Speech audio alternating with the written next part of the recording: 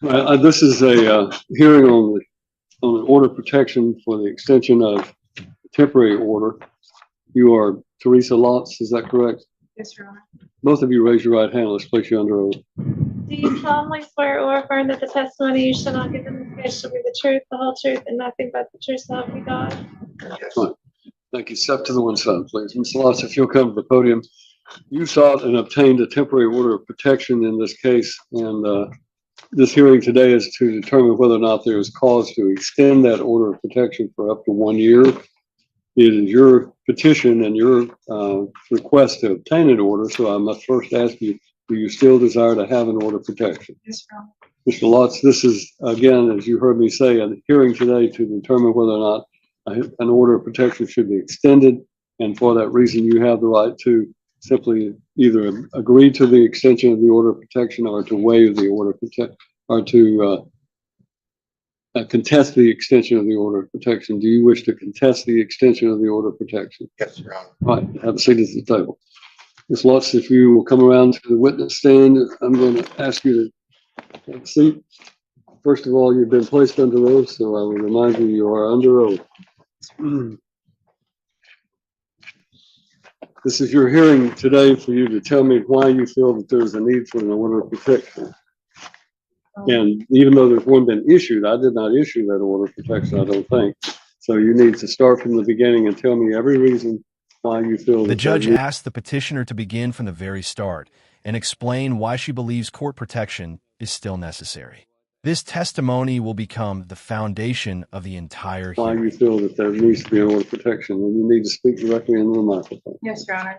We were divorced in 2024, May of 2024. We do share a daughter together. Since being divorced, it has been countless times that he has been disrespectful, harassed, left voicemails that were threatening, and I just don't feel safe.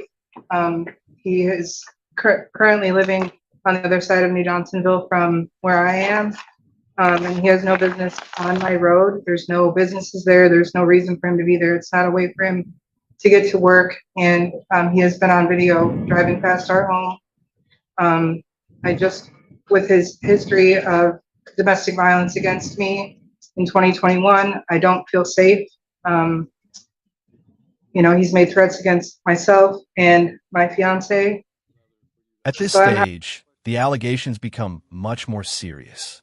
The petitioner claims a history of domestic violence, threatening voicemails, and repeated harassment, all of which she says have left her fearing for her safety. So I'm not sure what I'm supposed to do. I was told by Officer Bailey in New Johnsonville that this was probably my best bet to get like the harassment and such to stop. All right, in your affidavit of your petition for an order of protection, you state that he has made threatening statements towards you that cause you to fear for your safety, and that he has been arrested in the past for domestic violence. Was the arrest for domestic violence against you? Yes. And when did that occur? In 21. All right, and what happened to that case? So we resided in Waverly, and we were at our home, and he followed me and the children outside with a loaded shotgun. Okay. And we ran to the neighbor's house and took shelter When he had there. the loaded shotgun, did he threaten you with the gun? Yes. Okay. What did he say at that point? Well, I can't recall exactly what his exact words were, but he did come out of the house, and the shotgun was fully loaded, and we racked it on the deck. The courtroom grows noticeably more tense as the witness describes an alleged confrontation involving a loaded shotgun. The judge now begins examining the details behind these accusations. On the deck? He racked it? Yes. Okay. Then you said that he had left you a threatening voicemail. On April the 19th? What did he say in the voicemail? Well, the voicemail was not left on April 19th. Okay. That was when our last altercation was, when we were exchanging our daughter. But the voicemail stated that I needed to answer the phone and he was going to come get my kids. And you took that as a threat against you? Yes, sir. And then you said he threatened you and your boyfriend on April the 19th during the exchange of your daughter? Yes, sir. Tell me about that. So we meet in New Johnsonville at the Dollar General because I don't feel safe or comfortable with him coming to our home. So we met there And just as he was pulling in, my fiance and I were sitting in separate vehicles because my fiance was coming through town and saw me waiting to pick Millie up. So he pulled into the parking lot as well. And as soon as Christopher pulled into the parking lot, he jumped out of his truck and started shouting at myself and my fiance, which caused our daughter to scream and cry. And I mean, I have a video of it. But he threatened my boyfriend, and he, flicked his cigarette at my feet and said he was going to get me. So those are the kind of things that I can't tolerate anymore. How often, you two are operating under a parenting plan that was granted in your divorce? Yes, sir. How often does he see the child or children that you have one child together? We have one child together. So how often does he have visitation with that child? He's supposed to have every other weekend with her, and then even in odd years of holidays, it's just like a basic. Okay. And has he been exercising that visitation? I have been, since April 19th, I have kept Millie from him because I don't feel safe with the exchange. I don't feel safe with her being there. He's an alcoholic. And there's been times where he hasn't had food to feed her and stuff. So I didn't feel safe with her being there. Well, you understand this order of protection is designed to protect you from domestic violence. Yeah. It is not intended to supersede or set aside a parenting plan that's issued in your divorce case, and you will have to go into that. Although the judge acknowledges her safety concerns, he also reminds both parties that an order of protection cannot automatically change an existing custody agreement. Those issues must be handled in family court. Into that divorce case to alter or amend any sort of parenting time that he might have. Yes, Your Honor. So if in fact you were to have continued to let him have the visitation with your daughter, is there some other arrangement that can be made for the exchange of the child? Absolutely. What would that be? I would either ask my mother to meet him. That's really my only other option. I'm a transplant here from Chicago. I don't have any other family except. But your mother lives here? She lives here in Waverly, yes, sir. How does she and your ex-husband get along? I would say it's fine. I wouldn't say there's any animosity there. Right. Anything else you want to tell me about the situation? You and your allegations say that he's driven past your home and that he has verbally told you he wishes death on you. Yes. Okay. Can you tell me when that was?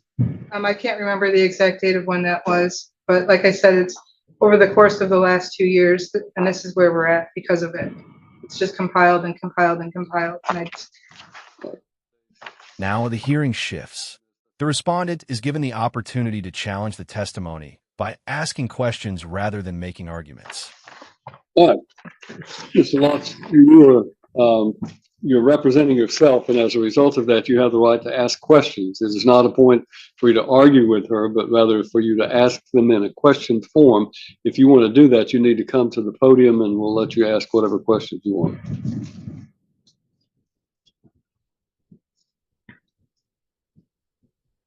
In 2021, what was the verdict on all charges that were faced against me? It was an 11/29. So as long as you didn't get in trouble, then I believe the final sentence was all charges were dropped, correct? It doesn't excuse the fact that it happened. So was it continued for 11 months, 29 days? If there were no further problems, it would be dismissed. That's typically what would happen. Right. There's also a written statement on file of what she has said, and that does not correlate with what she's saying today. April 19th of this year, your fiance used your phone to slander me. It was 2 days prior when I was picking up our daughter. And then you need to be asking questions. You're making statements, so you can only ask questions. I'm going to give you a chance. I'm going to give you a chance to testify, but right now you get to ask a question in a question form. Did your fiance use your phone to text me the Friday before April 19th? Yes. Did he block me with your phone again Yes, because of what you were saying. Have you read the parenting plan Yeah, when it comes to, do you have a physical copy of it? I have a digital copy, yes. Okay. Do you understand that we have to keep open lines of communication open? Email is an open line of communication. Then I'm not, no, that's for a later court date. Anything else you want to ask in form of a question? By verbal death threat, do you mean when I said I'm not going to have to deal with you much longer because of your family health history? No.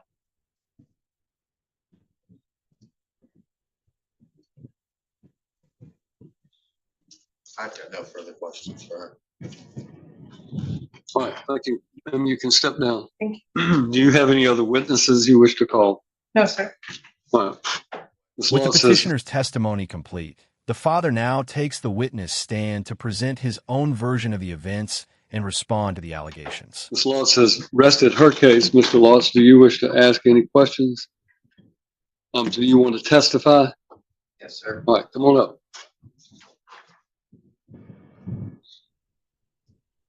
You have previously been sworn, so have a seat, and I'll be glad to hear whatever you have to say. Your Honor, I feel like this is nothing more than a manipulation tactic and parental alienation. The only time in our 12 years together and now almost 3 years divorced has been any physical domestic abuse. Teresa Louts was the aggressor. You can go back and look at the sworn statement that was made by her about the problem that we had in 2021. And the 15th and the 22nd, I had Officer Simpson on the 15th, and then I can't remember the other officer's name, come to my house and talk to her. She said that we weren't dealing with the parenting plan just by the book, by the letter, and that we would go back and forth. And that was the weekend after Mother's Day, the 15th. The 22nd, the officers went to the wrong house. They went and knocked on the door. And so the only reason I drove past the house was to get the address to call the officer back.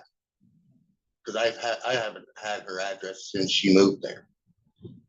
And I just feel like I'm getting parental alienation. The judge focuses on the central issue affecting the child, asking whether the dispute has resulted in the father being prevented from seeing his daughter. When you say parental alienation, is that because of the fact that you've not been allowed to see your daughter? Yes, and it's not the first time. This past few weekends is not the first time. She says that she makes the allegation that you're an alcoholic and that she's fearful for your daughter's safety. How old is your child? 8. All right.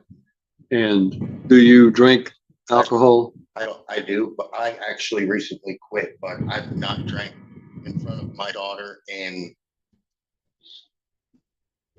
it was 2023. It was it was during the very beginning of the divorce, and I was at a friend's house. But no, my daughter has not seen me inebriated since I left the house before the separation in September of 23. So what is the problem between you and her right now? How would you characterize what's going on between you and her? She says you threatened her. Is that true? I did. To my recollection, no, I've not ever said anything physically threatening or directly threatening. I may have said things that were nasty about me just waiting for her to follow her family health history due to family or lifestyle. And what do you mean by that? Everyone in her family passes away before 65 or 70. And then I wouldn't have to deal with her much any longer. All right. Anything else that you want to tell me about this situation? No, Your Honor, I just want to see my kid. I don't care if I never set eyes on her again. I don't want to be in the same room with her. Ms. Lotz, do you have questions you want to ask him? This is your opportunity to ask questions. All right, then thank you. Step down. After hearing testimony from both sides, The judge is ready to announce his decision and explain how the court intends to balance safety concerns with parental rights. Based on the testimony, the court finds that there is cause for the extension of the order of protection, but only for a limited period of time. And that, as I pointed out, this order of protection is not going to suspend or supersede the right he has to see his daughter under the parenting plan. That remains in full force and effect. And therefore, the only modification I will make is that the exchange of the child will continue to take place where you've been exchanging it, but that the maternal grandmother will provide transportation for Mr. Lotz to meet his the grandmother of the child to get the child, so that you don't have to have interaction. And by extending the order of protection for a period of 90 days, that's 3 months, that gives you all a cooling off period. Rather than issuing a permanent order, the judge grants a temporary extension and introduces new exchange arrangements designed to reduce direct contact between the cooling parents. off period, so that there's none of the situation. If you're going to file something in a domestic relations court to try to modify the parenting plan or to do anything else, then you need to do so. The only modification I would make at this point is that, even though I take what you say at face value, that neither party will consume alcohol while this child is present. That means you as well as Mr. Lotz. And that just means you can drink all you want to when the child's not there, but don't drink when the child is there. You understand? Both of you? All right. And I'll fill out that order, and you can have a seat outside and we'll pick it up. Okay. Is there any way in the order you can put that I think, because we don't have an actual set date in our parenting plan for the every other weekend. In the order, can you put that next weekend is my weekend, so that I have a basis on if I have problems? Makes sense to me to go ahead and start. He hadn't seen the child for a while. We'll start it this weekend, this Friday, which will be the June the 6th, 5th, June 5th. June 5th, 6 o'clock. It's Sunday at 6 o'clock. What happens if he doesn't bring her back on time? He'll be in contempt of court, and he'll be guilty of the criminal offense of a parental interference. So you understand? You take the child according to this order, and if you don't bring it back, then they're going to be right back in here to me, and I'll issue a The warrant for your hearing arrest. concludes with an emotional reminder from the judge that ongoing conflict between parents can leave lasting emotional scars on their young And I'll daughter. issue a warrant for your arrest. I don't want to do that. I want you to both calm down and remember that your daughter is 8 years old. What's going on between the two of you right now, the anger that's going on, is making an imprint on her. You're basically giving her the memory of how my mom and dad are acting when I'm 8 years old. Now, you think back, I can remember when I was 8 years old and what was going on. And those memories are not going to be pleasant for her unless the two of you can just say, you know, I'm done. But if she has a boyfriend that doesn't like you, so be it. You know, you don't have to put up with it. You don't have to listen to anything he says. And if he's smart, he needs to keep out of the situation. I'm just telling you, you just listen right now. Yes, sir. And he needs to stay out of the situation that the two of you have. But frankly, I see no reason that the two of you can't raise this child together and just get past whatever the animosity is. Threats of any kind, even just making statements about her family history that she interprets as a threat, are not doing your daughter any good. So put your daughter's best interest first, and be nice to her mother, and you be nice to him. Yes, sir. And if the two of you can do that, your daughter has a chance to grow up as well adjusted as possible. Otherwise, you're going to basically ruin every event in your daughter's life. Every birthday, every holiday, every major event such as graduation, you're going to ruin all of that because she's going to know the two of you hate each other so much you can't even be in the same room. So think about that when you're dealing with the other side. You don't have to see her. You don't have to deal with each other in writing by text messages or whatever you need to do. He is not prohibited under this order from communicating with you by a text message, but a threatening text message, a hostile or accusatory text message would violate the order I'm putting down. Okay. All right. Just have a seat The outside. court extends the protective order for 90 days while preserving the father's visitation rights under modified exchange conditions. The judge urges both parents to put aside their hostility and focus on their daughter's well-being. warning that continued conflict will ultimately hurt the child the Just have a most. seat outside in the, one of you can go outside, the other can remain in the courtroom, and I'll issue that order. When we're doing court on Friday for child support, is that, will there be a way that we can be separated? You can be separated at that point, yes, while you're here in court. The bailiffs will assist you with that.